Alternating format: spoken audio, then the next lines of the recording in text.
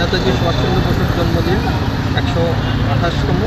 এটা আমরা উদযাপন করছি সোনামুড়া নগর পঞ্চায়েত এবং সোনামুড়া মহকুমা প্রশাসনের পক্ষ থেকে।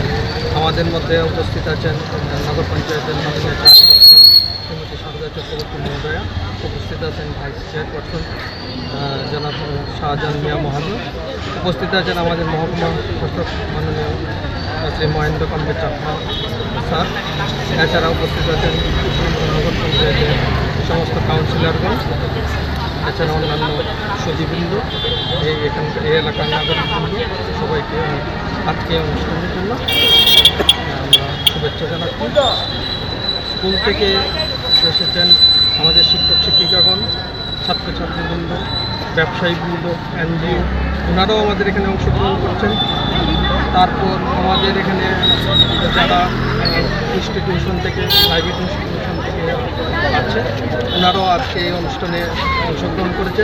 এখানে আমাদের করা হয়েছে সকাল থেকে আমরা 5:30টার সময় একটা প্রভাত ফেরি অনুষ্ঠান করি।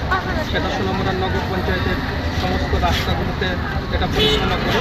তারপর আমরা একটা সোনামুড়া নগর পঞ্চায়েতের সামনে আমাদের নেতাজির মূর্তিতে আমরা মাল্যদান করি। তারপর আমাদের জাতীয় পতাকা উত্তোলন করা হয়।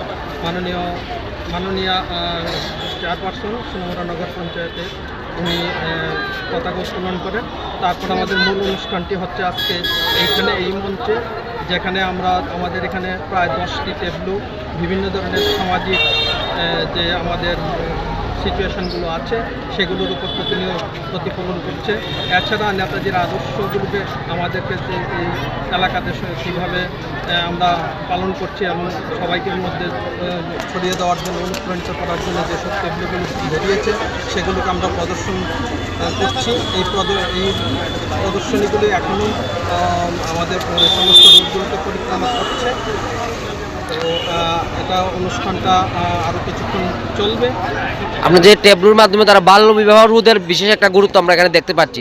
বাল্য বিবাহ সম্পর্কে আমরা সচেতন কি করবেন নাগরিকদের? হ্যাঁ, এটা আমরা সচেতন করার জন্য আমি দেখেছি নিজেও দুটো টেবলু বেরিয়েছে এবং কিভাবে এটাকে আমাদেরকে সমাজকে ধ্বংস করছে সেটার উপর তারা আলোকপাত করেছে। সেই টেবলুগুলোর মাধ্যমে আমরা দেখতে পাচ্ছি।